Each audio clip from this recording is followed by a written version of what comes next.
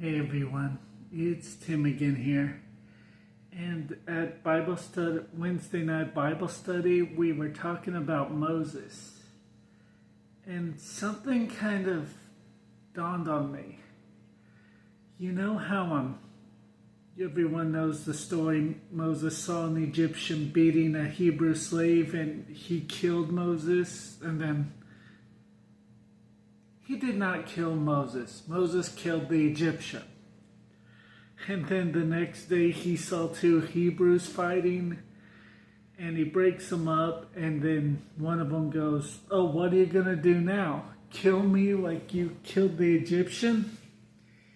If you notice something, the night before Moses kills the other Egyptian, he looks around and makes sure nobody's looking, and then he kills him. Moses made that choice by himself, thinking that he was helping and rescuing a Hebrew slave. You know what I think happened? I think everybody found out, because the same Hebrew slave that Moses thought he was rescuing is the one who ratted him out. You see, a lot of times when we make choices by ourselves without consulting someone else or praying about it, talking to God about it, we make the wrong one just because we usually don't see the main picture. It doesn't say why the slave was getting beat. Or I'm not condoning slavery or attacking somebody, but still, his choice came back to bite him. And we see this a lot in the Bible.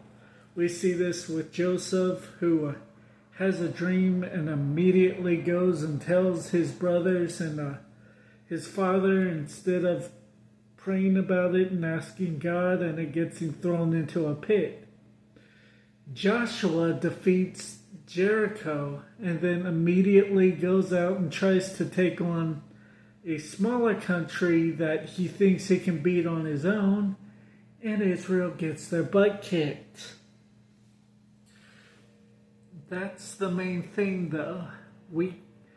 It says even in Proverbs that we need to trust God and lean not on our own understandings, and in all our ways acknowledge God.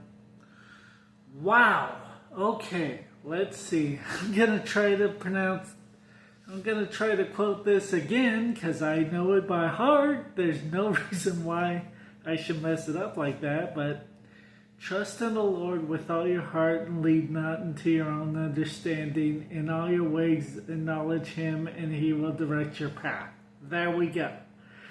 But at the same time, we seem to think that we know more than God, and we like to play God in our own life, and we decide this is right and this is wrong, which the consequences may not necessarily be in God's will.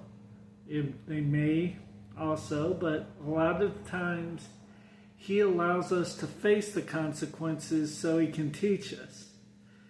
And that's all I really have for this time. I'll see you guys next time.